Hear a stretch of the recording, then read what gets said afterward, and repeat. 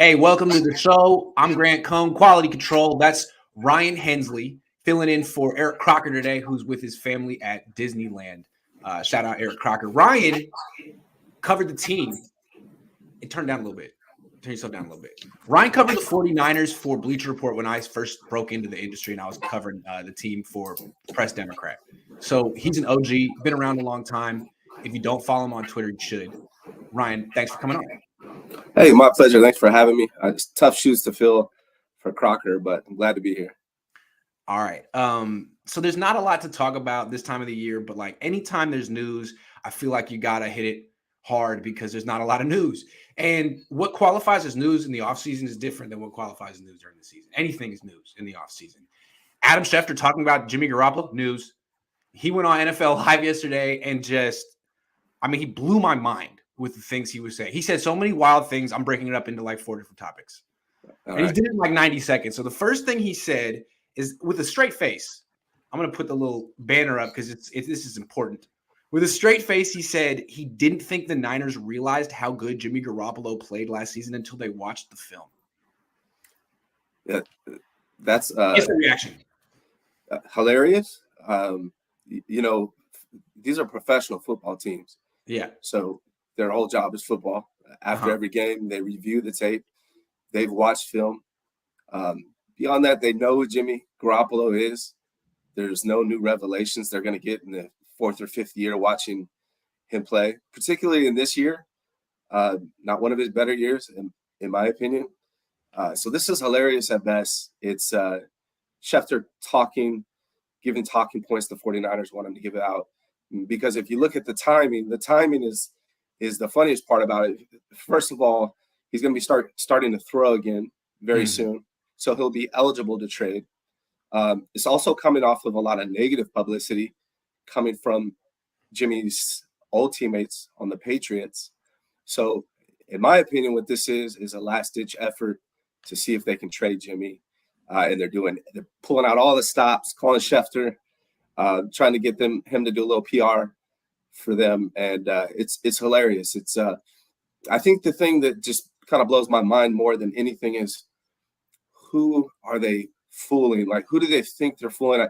I would understand. I think some maybe Jimmy fans might be fooled a little bit by this, but is another NFL team really going to be fooled by this statement? It just kind of blows my mind. Yeah, and what you said again is we don't know, but it sounds kind of like these are Niners talking points. And what's unfortunate, if that's the case, like Schefter, the whole idea is he's supposed to be the impartial insider, the guy who talks to all the teams and all the agents and gets all the information and sort of figures out the truth or the closest thing to it. And if he just like talks to someone in the Niners one day and says like, okay, well, they gave me some information, I'm not going to cross-reference it. It's like, from our perspective, it's the Niners are clearly trying to pump up Jimmy Garoppolo's value. And let's say it's John Lynch, because this sounds like something he would say. I'm not saying it is. It just we watched the tape. We just didn't. Once we got a little distance, we sat back, watched the tape, and we were like, "Doggone it!" We like, really?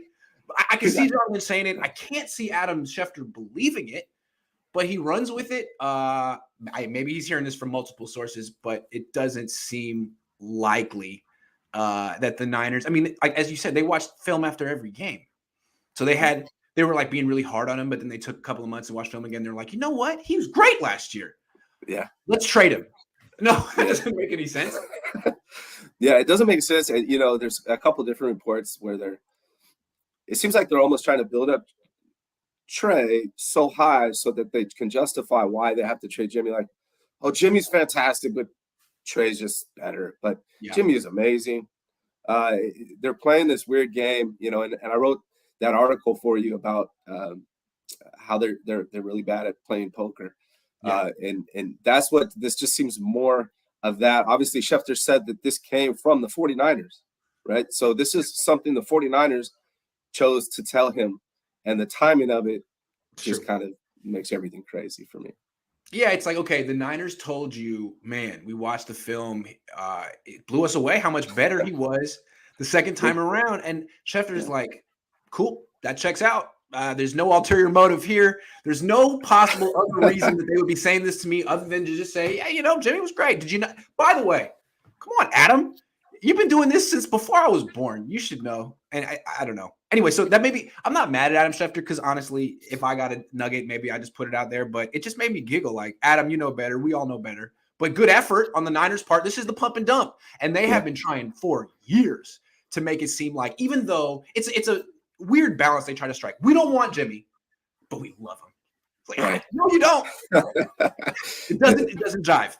And, you know, Schefter, he's an insider. So I think there's a little bit of a give and trade when you're an insider. In order to have those relationships and in order for those people to trust you and to continue to reach out, you kind of have to play the role and do what they want from time to time.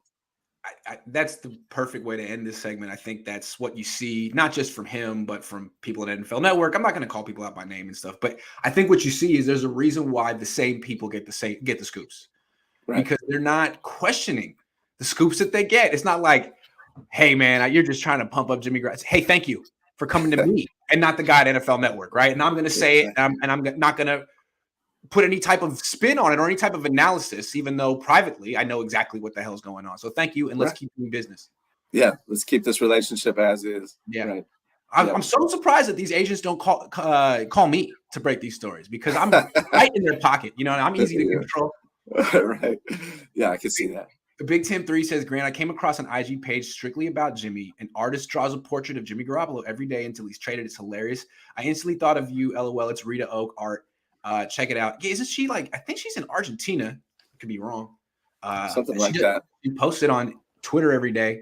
And they're great, but she always gets Jimmy G trending. And then I click on it thinking that there's going to be new information about maybe a trade, and it's a new picture of him. And I'm like, no, it's like getting rickrolled. Yes.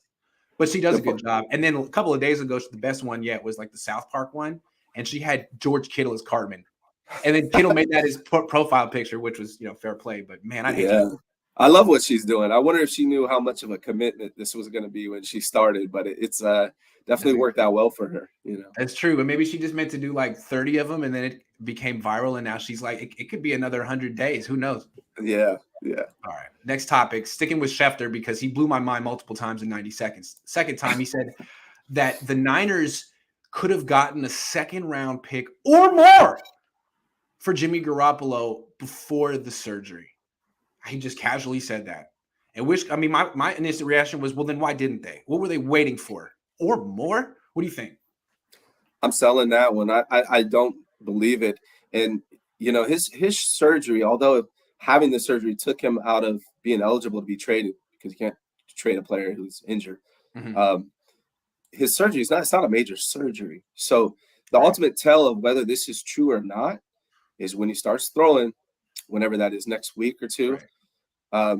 Is he going to get a second then? Because if he could have got a second, whenever this was in March, then he should be able to get a second now, right? Like this isn't a major surgery that's going to hinder him in any way. Yeah, they're making it seem like it's what happened to Drew Brees back in 15 years ago when he left San Diego to go to New Orleans. And remember, what's his face? Nick Saban in Miami was trying to get Drew Brees, but their medical staff failed his physical. No one's going to fail Jimmy Garoppolo's physical. If you really like Jimmy Garoppolo, you trade for him, even with the surgery, bring him in, get him to know your locker room, your playbook, and he can throw when he can throw. But if he's great, he's worth it. I mean, the Niners are just trying to use this as an excuse. A second or more.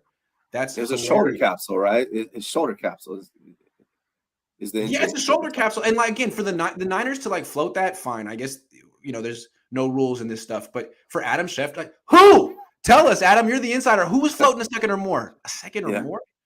Yeah, I do not. You got Matt Ryan for a third. Sorry, I just get worked up. Yeah, no, yeah. I mean, it's understandable. I don't see him getting a second. I don't see him getting a second back then. Now, if when he could have got a second, in my opinion, was before last season. That's when I believe there were actually confirmed reports of multiple people, multiple teams interested in Jimmy, and with as high as a second being offered. And I think they really just kind of screwed themselves by waiting. And I think Jimmy and his agent screwed themselves as well by electing to have this surgery in order to be, my thoughts, kind of like what I wrote in that article a couple months back, is that his agent and him thought this was a good plan, that he would in turn be released, and that they would be free to pick where they go after this. And I think that backfired on them. So I think Jimmy and the Niners are both kind of screwed themselves a little bit with what they're going to be ultimately able to get for Jimmy. Yeah, I mean, you got to remember, like, the Patriots had that window between Brady and Mac Jones where they were kind of desperate. They had Cam Newton who was not working out for them. And I think they were probably interested in Jimmy Garoppolo still. And, they probably could have traded Jimmy Garoppolo back to New England after that Super Bowl appearance for a first-round pick. But the Niners thought that Jimmy was getting better and Brady was getting worse or something, so they held on. Then after 2020, when Jimmy misses half the season with a high ankle sprain, to your point, they probably could have traded him back to New England for a second-round pick because they didn't have Mac Jones yet. But they didn't. And they held on to Jimmy because I think what they were thinking was, okay, if we could get a second for Jimmy now coming off a down year where he was injured, all we got to do is keep him upright, and Kyle can goose up his numbers. Debo and Kittle make him look good, and then we'll trade him for a first. And they did all those things, and he still isn't worth anything. And they're blaming it on a shoulder capsule surgery. No. Yeah, I think what the biggest reason why he's not worth anything now is honestly I know I'm going to piss off a lot of Niner fans, but his playoff performance was awful. Like awful. It was bad. That did not help his value, his stock whatsoever. Yeah. I mean, like, he's supposed to be this guy who's a winner, right? He'll take you somewhere. Well, he's had 2 stints in the playoffs, and he was awful in both of them. And I think it's pretty clear that no team can put a better fit of a supporting cast around Jimmy than the Niners did. And he couldn't win a Super Bowl. He had 2 cracks at it. You're not going anywhere with Jimmy. He's 30. He's on a 1-year deal. He's expensive. He might be the 25th best quarterback in the league, maybe, but he's not worth it. Better off going with, like the Niners, better off going with a total unknown who has potential than Jimmy, who, to me, I think the book's out on Jimmy. It's not just that he sucks, that he stinks in the playoffs. It's that he has a complete inability or phobia or both of going deep. Can't do it. I believe that the stat is in his entire career, 5 completions, 5 interceptions on passes thrown more than 30 yards downfield. Can't have that in a starting quarter. I'm sorry. You can't just dink and dunk forever. I mean, the Niners showed their hand when they traded 3 first-round draft picks in order to draft Trey Lance. I mean, that you're showing your hand at that point. If Jimmy was who they're trying to make him seem like now while they're trying to trade him, they wouldn't have done that. The book is out on him. I think, the NFL executives, they're intelligent people. They understand who Jimmy is. They know that Jimmy has in large part been carried by Kyle Shanahan and the 49ers roster in general. I don't see Jimmy going anywhere and being in a better position and with better opportunity than he has been for the last 4 or 5 years with the Niners. And I think everyone knows that. Everyone knows it. There's no team out there be like, we can put Jimmy in a better situation. No, we don't. We can't. Sorry. There's no way we can give him Debo Samuel and Kyle Shanahan and no. So that's what we're seeing right now. But there's more.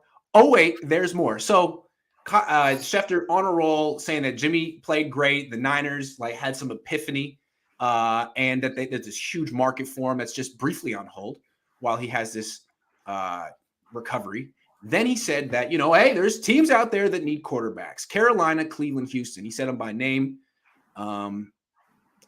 insinuating that all 3 could be in the market for Jimmy Garoppolo. Also, Baker Mayfield's out there as well. But from Schefter's logic, 3 teams, 2 quarterbacks, there should be a destination for Jimmy Garoppolo. Do you see any of those 3 teams in particular, Cleveland, Carolina, Houston, pulling the trigger on this trade with the Niners?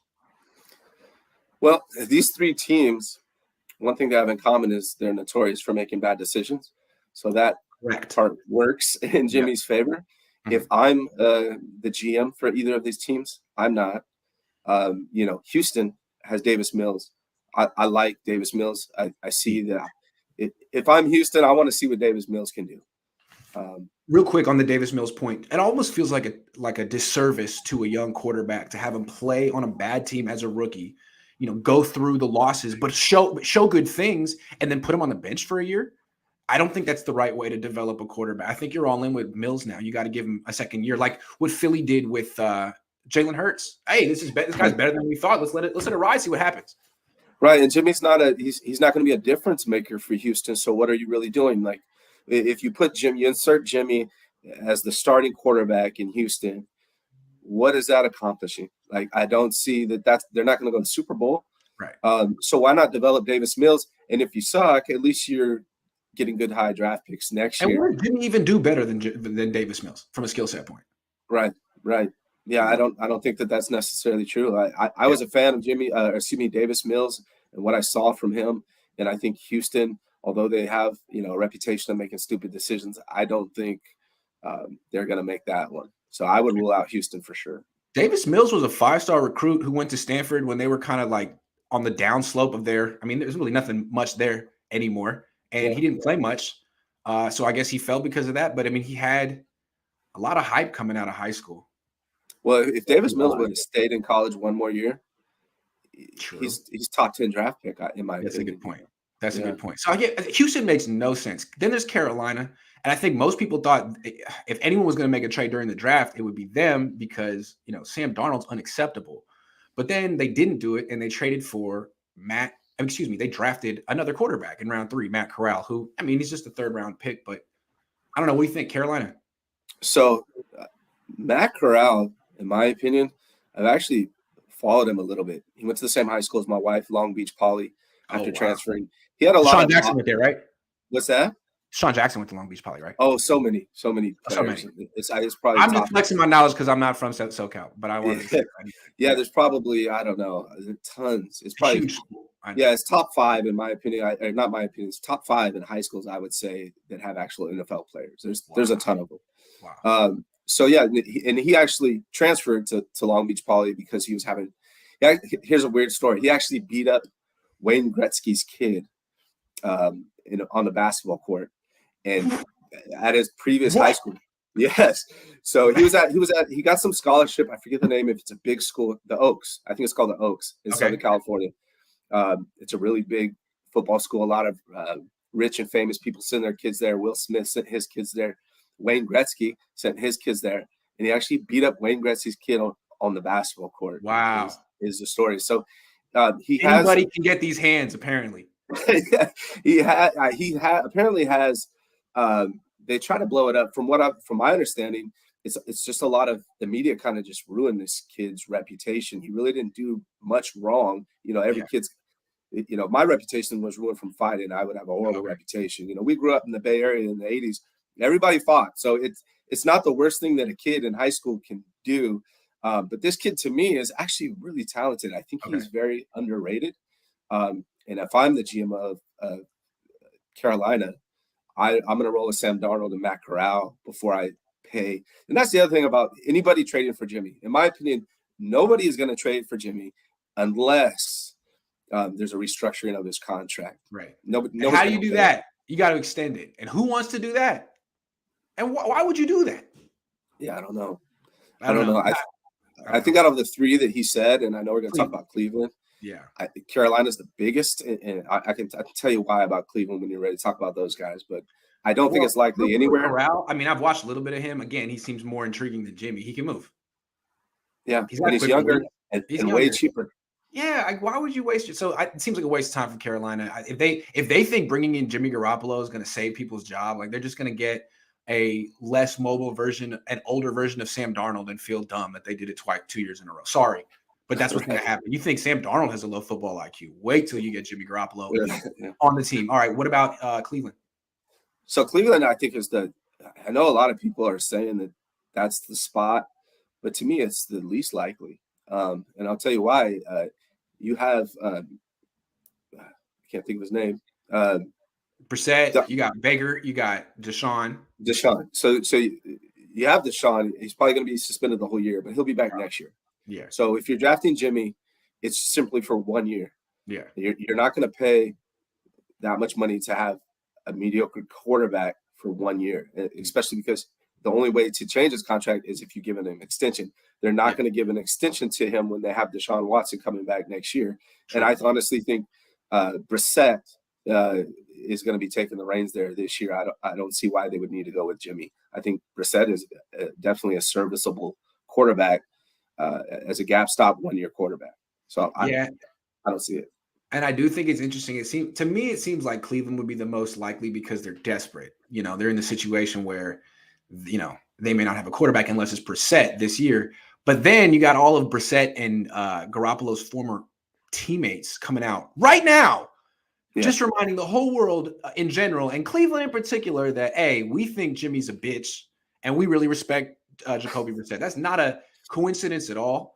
It really seems like Jimmy's former teammates from New England would like to see him get cut and want to see him get kind of humbled and don't want to see some team make him like, the answer to their prayers. They're like really, really driving that point home publicly, which is kind of funny. I wonder if Cleveland will listen. I wonder if they'll actually hurt his brand, business, money.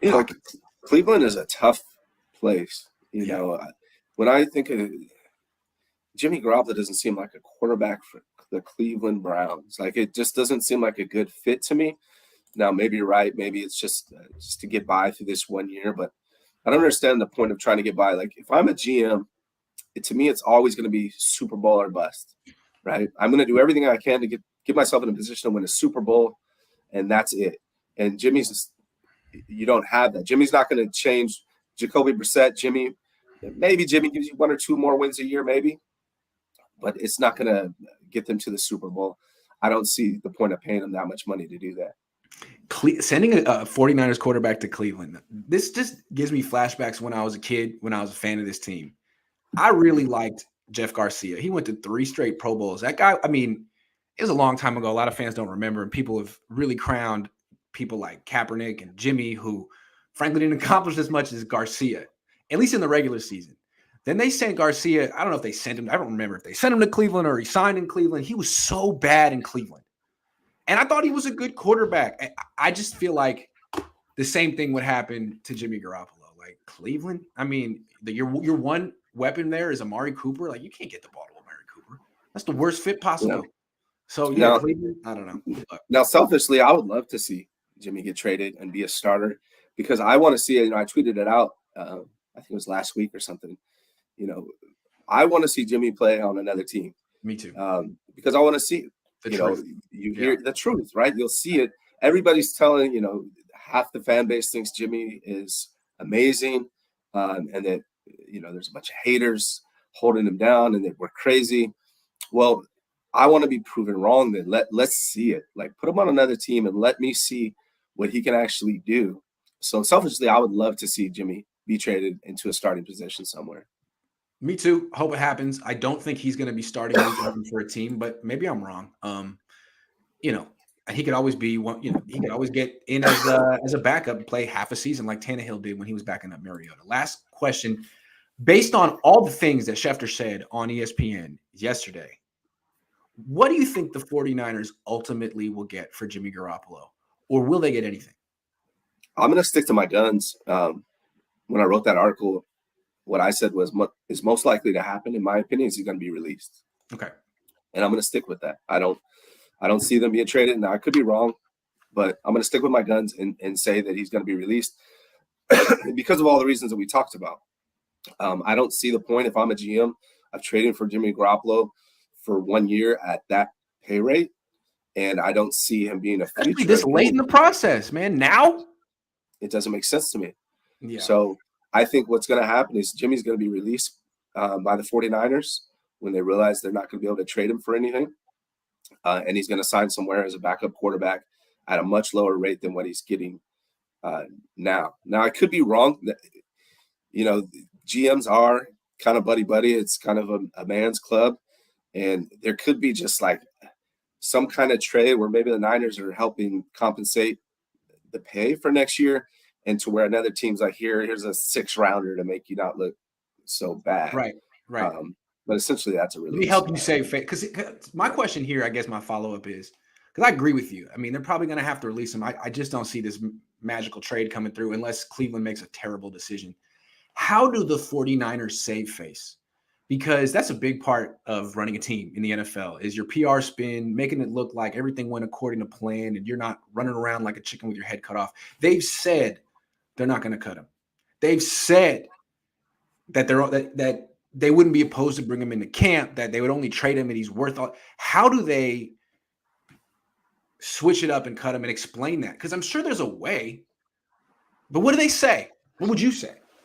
Well, I don't think there's anything you can say. I think what they need to hope for is that Trey Lance balls out. And that's what's going to take the pressure of this. Now, if they don't get anything for Jimmy, and then Trey Lance ends up not being who we all think he could be, that's when they're going to be in a lot of trouble. But if Trey Lance comes out and performs, all the talk will go away. And I think that's what's going to need to happen. If they don't get a nice trade for Jimmy, there's going to be a lot of shit talking. There's going to be a lot of crap being talked about. And I think the only one that's going to be able to bail them out is the kid, Trey Lance. Here's what I think they can say. I don't know if it'll work, but they could be like, look, yeah. I mean, they can't say it publicly, but they're floating this out to Schefter like, we could have had a second or more. But Jimmy ruined everything with this. They can just essentially blame Jimmy and be like, look, there was a market for him. He tanked it. We waited. We let him get healthy. We tried again. But teams just weren't interested in late July. They were interested in March. They weren't interested in late July. We tried. It's his fault. And frankly, when he was gone rehabbing this very minor injury, Trey Lance took over the team, became the leader, really thrived with Jimmy not being here. And we felt, you know what? No reason to keep Jimmy around. So out of respect to Jimmy and as a vote of confidence to Trey Lance, we think this is the best move going forward, even though we've said in the past we didn't want to do it. Things change. I think that's what they got to say. Yeah, I think that's what you're actually right. So I think that's what they're going to try to say. Yeah, I think that'll work for a lot of people. I'll take it. It won't work for me. Nah, because it's like you should have done this in March, cut him in March, use the cap space then. Right. It'll work for some people, and that's probably the angle they'll take, but it won't convince people like myself. I think the only thing that's going to convince me,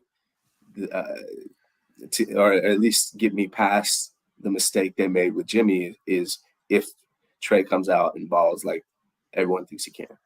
I think he can. I know a lot of Niner fans think that this team is serious, can be elite, can win a Super Bowl. I just have a tough time seeing this team go all the way after such a tepid, modest offseason when countless other teams went all in.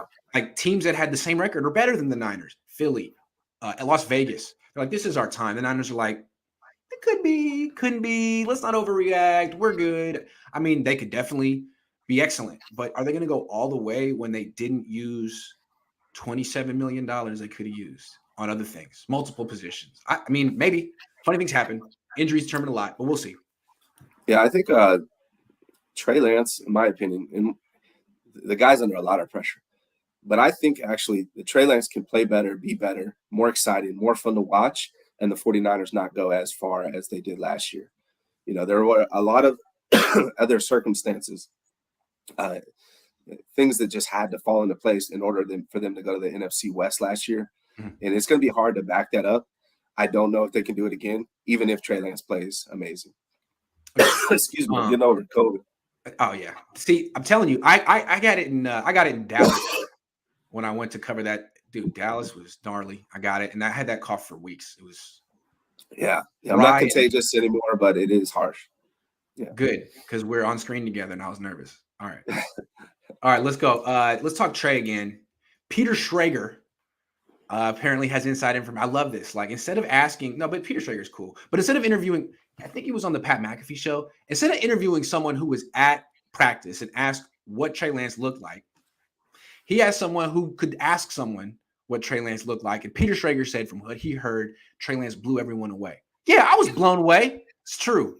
But Peter Schrager heard it too. Peter Schrager has a direct line to John Lynch and Kyle Shanahan. So it means that the Niners are at least starting to privately say how much they like Trey Lance, if not publicly yet. What do you think about Peter Schrager's comments? I think what he said multiple things, right? He said one of the things, he made leaps and bounds as a leader. Yes. In the locker room, right? So there are a lot of things going on here to me, and maybe I'm going too deep with it, but I almost think this could also be related to Jimmy Garoppolo. And the reason I'm saying that is because in order to make Jimmy look good, you can't say he's being replaced by a the average quarterback, right? You got to say the reason why Jimmy has to go is because Trey Lance is freaking amazing. True. Right? Great point. Now Trey Lance, in my opinion, has a super high ceiling. But when they're saying that he made leaps and bounds as a leader, I don't think anything necessarily changed with Trey. It's that the situation has now changed, right? He didn't really get an opportunity to go out there and compete. He got the green light. He got the green light. Yeah. Right. Yeah. Right. So, as you know, you're a 19-year-old kid coming in. You got Jimmy Garoppolo, who's been there 5 years, been to a Super Bowl, NFC championships, and they're not even giving you a real chance to compete. What kind of leadership can he even show besides his work ethic at that point? So the leaps and bounds as a leader, it's just because the situation has changed, and now you're able to see who Trey really is.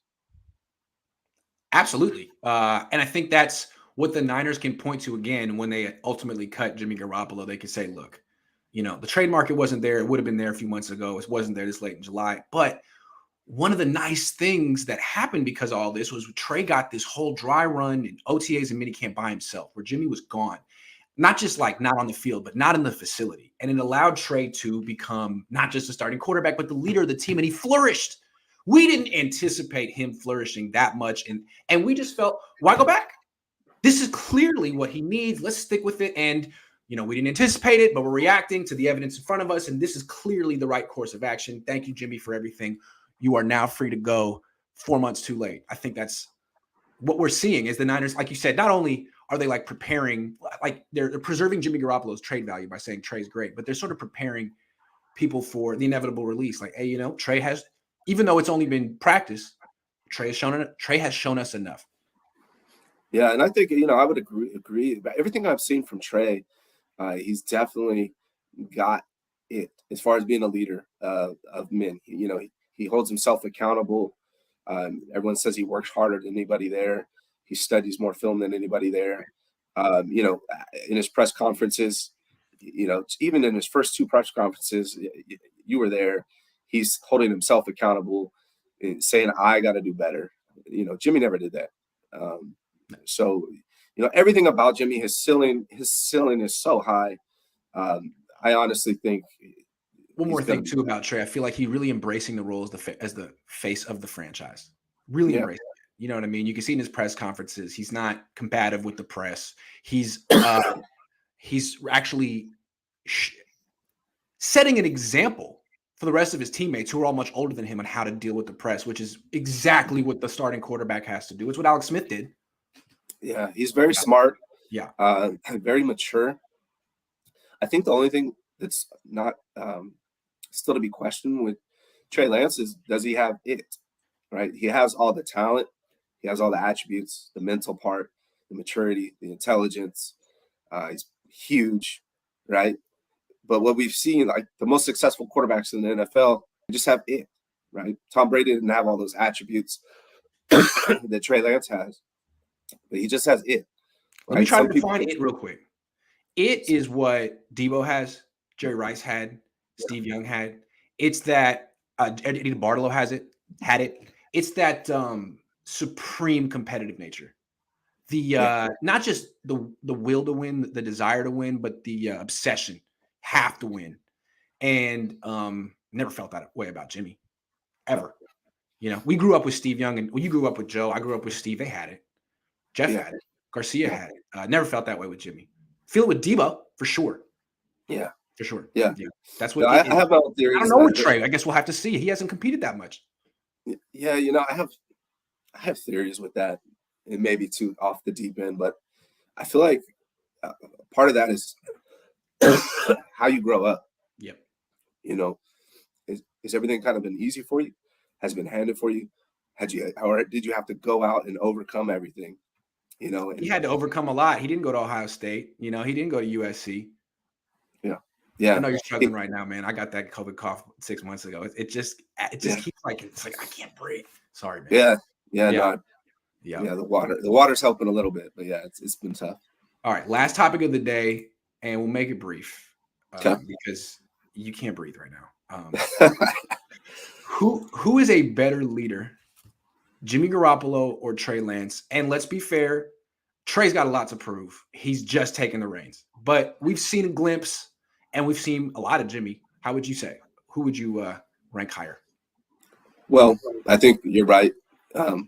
That's still to be determined. Like, let's And see how Trey handles adversity, yada yada yada, all that kind of stuff, yeah, right? yeah. I think that the thing about Jimmy that you do have to give him credit for is all his teammates, all his coaches do say he's a good leader. Yep. Now, I will give Jimmy that. Now, there are things as a leader, though, that from a fan's perspective that I see that are lacking, like holding yourself accountable at press conferences. It's always, we got to do better. We're not getting it done. There's never like, this one's on me. I'm a basketball coach. I say it all the time, even when I don't agree. Like, there's times where I don't think it was my fault we lost the game as a coach. But as the coach, I'm saying, yeah, that one's on me, fellas. We'll go out there and get it. And that's what you have to do as a leadership. So I can't give Jimmy an A+ leadership grade. It's also very easy to be a leader when you have success. Yeah. I need to see Jimmy struggle on a tough team, and then I'll be able to tell you whether or not I really think he's a leader. But I would give Jimmy a B. I think Trey Lance could be an A+ leader based on what I see, but that still has to be proven. So I think even with his teammates, they still want to see him prove it. They might, see what he's doing in practice off the field, and they're excited about it, but they want to see what happens when shit hits the fan if Trey Lance can really step up and be the leader that they hope he is. See, to me, an A+ leader was Alex Smith. He never had a ton of support from the franchise, from the fans. When Harbaugh came up here, he didn't have a long-term contract. He was, I think, organizing camps before he'd even signed a contract. I think he was a free agent organizing camps for the 49 during the lockout. He was a great leader. He was a great pro. I thought he was on a different level than Jimmy Garoppolo. I feel like what people liked about Jimmy was that he's down to earth. He's a bro. So he's like, he's cool to kick it with. You can party with him, go to Vegas with him. He'll take you out. He'll probably put things on his tab. He's cool. He's fun. Yeah. And he doesn't put himself, he's not weird, kind of like Kirk Cousins. What else do people like about him? He's professional. I'm sure he's very attentive in meetings, and he has that whole New England aura of like, this guy watched Brady and kind of knows what it should look like. But other than that, like, is he a leader? People say no one hears from him during the offseason. That's not, it's not a half the year job. Alex Smith didn't treat it as a half the year job. I don't think Trey Lance treats it as a half the year job. I have no idea what Jimmy Garoppolo does in the offseason. So, yeah, you're right about Alex Smith. He's one of my favorite Niners. Honestly, I couldn't stand early off watching him play quarterback. It was pretty bad. So cautious. Yeah, it was bad. When Harbaugh got there, that's what Alex needed. Harbaugh was huge for Alex Smith, and even though he ditched him later for Kaepernick, I still think Harbaugh really put everything together for Alex Smith, and we were able to see what he was capable of this whole time. Yeah. Last thing, Bay Area Baller says, shouldn't a leader lead the team to wins? I always think it's funny when players are like along the ride. They're not like the bus driver, but they're on the team, and they get credit for leadership. Like, well, you weren't the best player on the team, but you did something, so you were a leader. No, I think the leader is probably the guy who led the team to the wins. So I don't know, like, how you feel about Deebo Samuel's social media, Deebo's social media activity, but on the field, he's literally leading them to wins, playoff victories, all that stuff. That's leadership. Hey, I want the ball. Okay, I just scored a touchdown. That's leadership. What a leader right there. I'll take that kind of leadership all day. Yeah, there's multiple forms of leadership, and Deebo on the field is definitely a leader. Jimmy, through his play, in my opinion, is not a leader, but it sounds like his teammates really like him and will fight for him. So I got to give him credit for that. It just feels like in basketball, when a team wins a championship and you're trying to find something nice about the fifth best player in the starting five, what do you say? Leadership. Yeah. Derek Fisher. The Lakers never would have won those championships without Derek Fisher's leadership, as he just stood there in the corner and watched Kobe and Shaq do their thing. Like, you know what I mean? Yeah, Robert Horry has 5 championships. Leadership. Yeah. Leadership. Couldn't have done it without Big Rob. I was debating a buddy of mine about Draymond. Yeah. And all I was saying was, I like Draymond. Every championship team needs a Draymond. Yeah. A Draymond would be better, in my opinion, if he focused less on the refs and more on the game, and if he was more of an offensive threat, so people have to guard him. And you see in the finals when he played like that, the last game, that's when he really started to shine.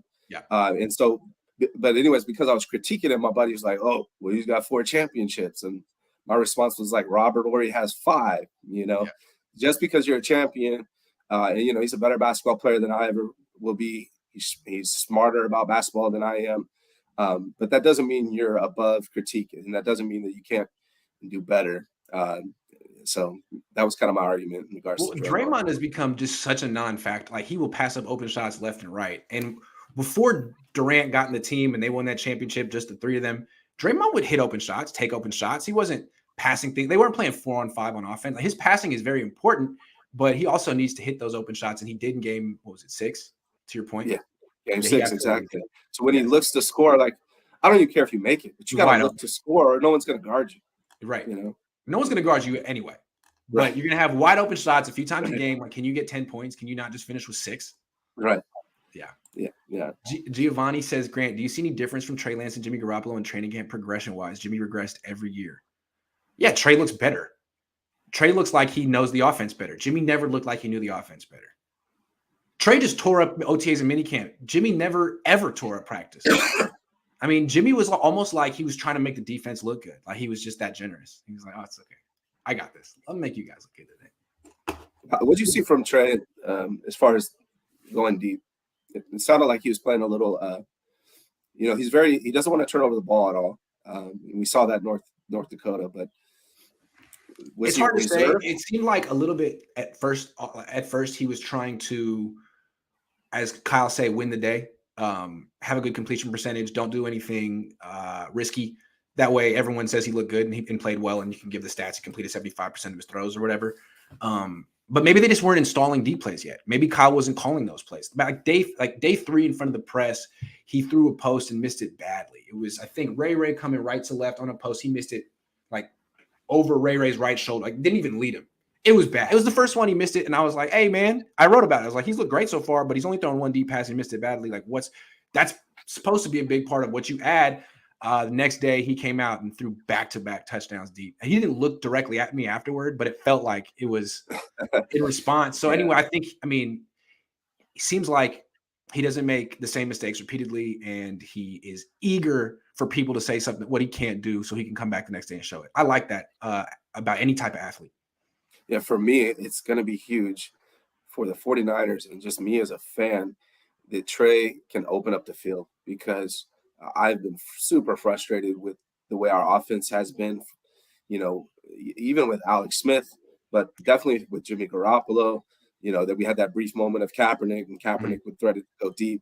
But when I watched Kaepernick, and, I was fortunate enough to interview Kaepernick when we first drafted him, he was a super nice guy to me. So I was a fan of him. But when I watched Kaepernick versus when I watched Trey Lance looks like a quarterback. Kaepernick looked like a baseball player, tremendous athlete playing quarterback. Yes. So I'm really excited about Trey Lance, but to me, he's got to open up the field and he's got to go deep. And also, I think Kaepernick, sorry. I was going to say, Kaepernick was always very proud of, like, I do it my way. I'm a little unconventional. I release a little funky. He's never held me back. I've had a lot of success. Leave me alone. Trey's different. Trey's like, I haven't played that much. I know I'm the most gifted dude ever, but I really want to do this the right way. I mean, it's a totally different mentality. Doesn't mean it'll be better than Kaepernick, but they're very different. Yeah, I honestly, this is the most excited I've been about a season in a long, long time. I grew up, I was born in '79 in the Bay Area. So I got to see all 5 Super Bowls. I was really young for the first one. Obviously, I don't remember it. But, I got to see Joe Montana and Steve Young, all the DeBartolo years, Deion Sanders. Like, it was just amazing to grow up in that era. And I have been, I think part of the reason why I love watching your show so much, Grant, is because I'm honestly a jaded fan. Like, I'm a fan of the 49ers. But, when I was 17, I probably would have not liked the way you cover the 49ers. Yeah. But now that I have that as comparison to what they've been doing over the last 20 years, or at least since Garcia left. It's just been really frustrating. So for me, it's more entertaining. I want to critique these Niners because I want them to be better. And, there's a lot of fans out there that, if you don't support the Niners 100%, you're not a real fan. But that's such BS. I come from an era where the Niners were elite, and I just want to see them get back there. Yeah, and it seems like at least the last 20, 25 years, anytime they have a little bit of success, which is usually short-lived, everyone rushes to say, they're back. They figured it out. Jed York knows what he's doing. Maybe he deserves an apology. It's like, wait a second. Let him get a championship. Let him have some sustained success. I still remember when that's what the Niners stood for. Yeah. Yeah. That's what I'm waiting for. That's what I'm waiting for. Anyway, and I wonder if I would have covered the team like this in 1996, I think I probably would have owed them a little respect. Probably. But in 1996, I was 8, and I just wanted Steve Young's autograph. That's all I needed. Right. Yeah. No, I was the same way. I went to Stanford football camp when I was a kid. I met Bill Walsh. I met Ronnie Lott. Like, those memories are just crazy. I got to race Ronnie Lott. 40-yard dash. He sprinted backwards. I sprinted forward. He killed me by like 20 yards. He told us a story about how he cut off his finger. Wow. Like, this is where I come from. These type of dudes, this elite high level, and I want to get back there. So I'm going to be critical of the 49ers until I see that come back to us. Same. I appreciate that mission statement. I liked it. That fired me up. Ryan, great show. That was a hell of a debut. Thank you very much. I have a feeling we're going to be seeing you again. Looking forward to it. Next time I won't have COVID after effects, and I'll be able to talk longer. So. Yeah, I blame you. How dare you? Thank you very much for watching, everyone. I'll be back later. See you.